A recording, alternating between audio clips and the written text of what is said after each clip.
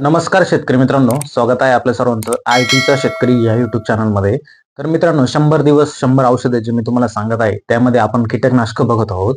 आणि आजचे कीटकनाशक जे आहे ते बनवलेले आहे अदामा कंपनीने. त्याचं नाव आहे बॅराझाइट.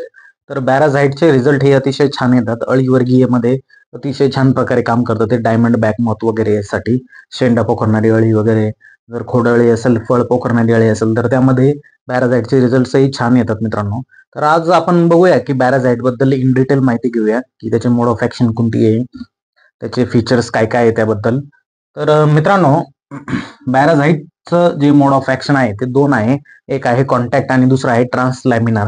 आता कॉन्टॅक्ट काय आहे मी प्रत्येक वेळेस प्रत्येक व्हिडिओमध्ये एक्सप्लेन केलं, आणि नवीन युजर्ससाठी मी आजही एक्सप्लेन करतो की कॉन्टॅक्ट जे मोड ऑफ ऍक्शन आहे ते कसं काम करतं. जर उदाहरणार्थ समजा हे तुमच्या झाडाचं पान आहे, हे पान नाहीये मला माहिती आहे, परंतु उदाहरणासाठी किंवा तुम्हाला चांगलं समजावं यासाठी मी सांगतो की याला तुम्ही पान समजा थोड्या वेळापुरतं, व्हिडिओ पुरतं. तर ह्या पानावरती ज्यावेळेस तुम्ही फवारा मारता, ज्यावेळेस या पानाच्या संपर्कामध्ये किंवा औषधाच्या संपर्कामध्ये हे कीटक येतात, त्यावेळेस त्यांना तिथे काय होतं की त्यांना विषबाधा होते, पॅरालिसिस होतो, लकवा होतं, ते खाणं पिणं सोडून देतात. त्यांचं अन्न वगैरे रस शोषण जे करता ते बंद होतं, आणि परिणामी ते काय होतं, मृत्यू पावतात. हे झालं तुमचं कॉन्टॅक्ट मोड ऑफ ऍक्शन, बरोबर. म्हणजेच काय की संपर्कजन्य. आता दुसरा आहे ट्रान्सलॅमिनार. आता ट्रान्सलॅमिनार काय आहे ते मी सांगतो तुम्हाला.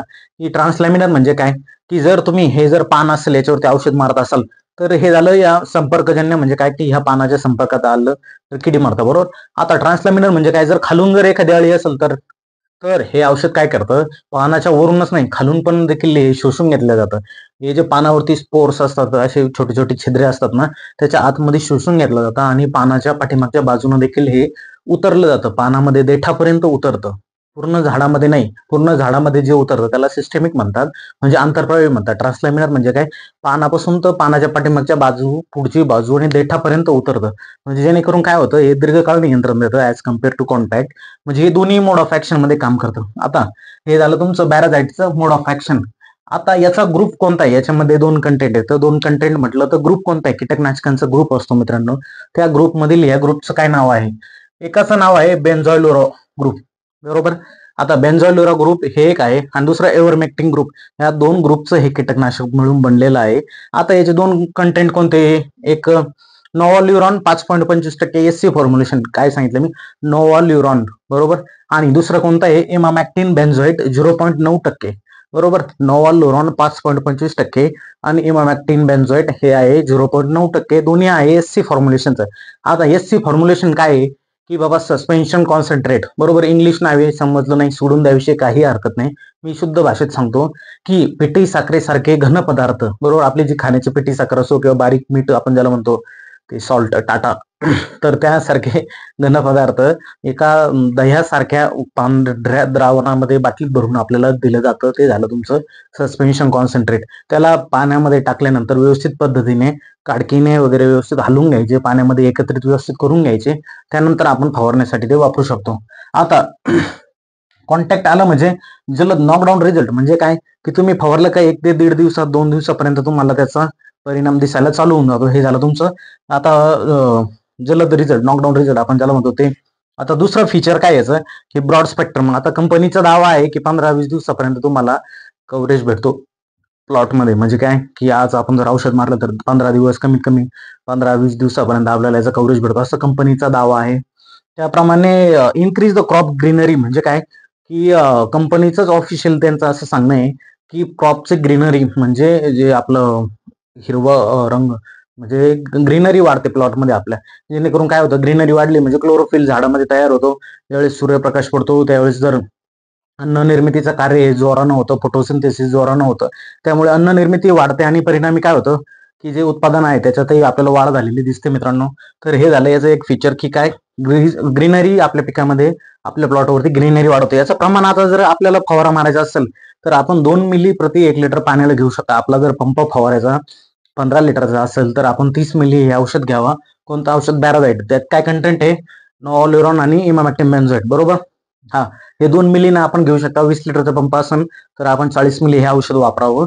आता बॅराझाईट आपण म्हणतो की बाबा हे झालं याचं रेन फास्टनेस बद्दल मी एक सांगतो की कमीत कमी आपण जर कोणतंही औषध असो कमीत कमी ते मारल्यानंतर कमीत कमी 12 ते 17-18 तासापर्यंत म्हणजे 12 तास म्हणा 15 तास 16 17 18 तासापर्यंत कमीत कमी एवढा वेळ भेटलाच पाहिजे आपल्याला.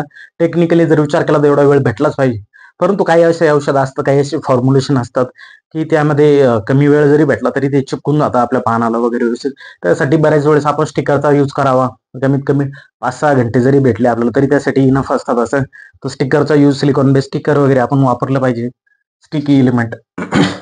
आता मित्रांनो बॅराझाईट जर आपण वापरलं तर कोणकोणत्या अळी आणि कोणकोणते कीडक याने आपल्याला कंट्रोल देतात म्हणजे कोणकोणत्या किडींपासून आपण याचं म्हणजे कोणकोणत्या किडी या बॅराझाईट पासून मरू शकतात हे आपण बघूया.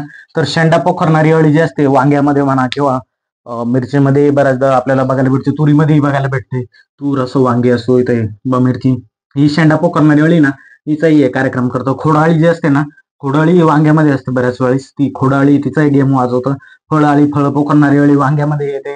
त्या फळाळीचाही कार्यक्रम होऊन जातो इथे. आणि त्यानंतर तंबाखूवरील अळी जी म्हणतो आपण ती अळी असो. मक्यामधील लष्करी अळी ही जी मका पिकातील लष्करी अळीसाठी एकदम छान रिझल्ट देणार आहे. कोबी वर्गीय पिकामध्ये डायमंड बॅकमॉथ जे डायमंड बॅकमॉथ म्हणजे काय की एक अळी वर्गीय मध्येच एक कीड असते अळी असते जी उदाहरणार्थ हे समजा पान आहे तर या पानाच्या पाठीमागच्या बाजूला ही कीड असते.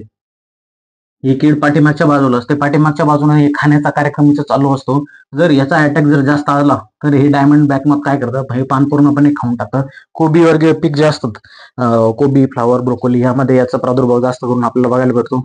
तर मित्रांनो आज आपण बघितली माहिती बॅराझाईट बद्दल, त्याची मोड ऑफ ऍक्शन बघितली, त्याचा आपण ग्रुप कोणता आहे ते बघितलं, त्याच्या आतमधील कंटेंट पण बघितले, त्याचं फॉर्म्युलेशन कोणतं आहे ते बघितलं, त्याचे फीचर्स बघितले, त्याचा डोस किती आहे 2 मिलीने घ्यायचा हे बघितलं आणि त्याच्यानंतर आपण त्याचा रेन फास्टनेस किती आहे तोही बघितला.